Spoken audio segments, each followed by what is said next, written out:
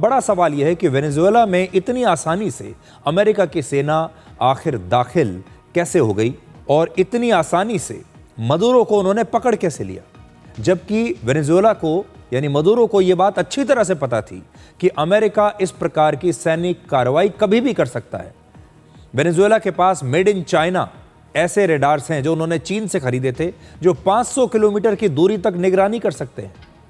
तो अब आप ये सोचिए कि वेनेजुएला की जो सेना है वो ये जानती थी कि अमेरिका इस प्रकार का कदम उठा सकता है, क्योंकि राष्ट्रपति ट्रंप लगातार बहुत टाइम से इस प्रकार की चेतावनी दे रहे थे। राष्ट्रपति मदुरो को खुद ये पता था कि इस प्रकार की कभी भी कोई घटना हो सकती है। अब मैं आपको चीन के हथियारों के बारे में बता रहा था कि वेनेजुएला ने चीन से ये रेडार खरीदे थे और चीन ने अपने ऐसे रेडार वेनेजुएला को बेचे जो अमेरिका के F-35 फाइटर जेट्स को पकड़ने का दावा करते थे।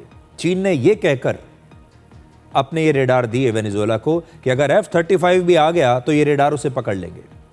अब F-35 की खासियत ही ये है कि वो किसी की रेडार के पकड़ में नहीं आते, लेकिन अमेरिका का दावा है कि उन्होंने वेनेजुएला के इन तमाम रेडार्स को जैम कर दिया। यानी ऑपरेशन सिंदूर के बाद ये दूसरा मौका है जब चीन के हथियार युद्ध के समय फेल हो गए।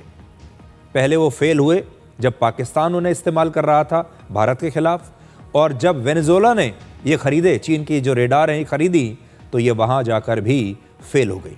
और इसीलिए बहुत सारे लोग हैरान हैं कि अमेरिका के इतने फाइटर जेट्स, हेलीकॉप्टर्स वेनेजुएला की सीमा में आ गए, तो वेनेजुएला का एयर डिफेंस सिस्टम आखिर क्या कर रहा था, वो पूरी तरीके से फेल हो गया। पश्चिमी देशों के कई एक्सपर्ट्स ये कह रहे हैं कि वेनेजुएला की सेना ने अपनी पूरी ताकत जुटाकर अमेरिका से लड़ने की कोशिश ही नहीं की, यानी वो निकोलस मदुरो के प्रति वफादार नहीं थी। इसका मतलब है कि वेनेजुएला की सेना की नाकामयाबी से कहीं ज्यादा ये एक विश्वासघात है। तो आज बड़ा सवाल यह है कि निकोलस मदुरो इतनी जल्दी अमेरिका की सेना के कब्जे में आ कैसे गए। अमेरिकी सैनिकों पर कोई बड़ा हमला नहीं हुआ। इसका मतलब यह है कि मदुरो की जो सेना है उसने मदुरो के साथ शायद विश्वासघात किया है।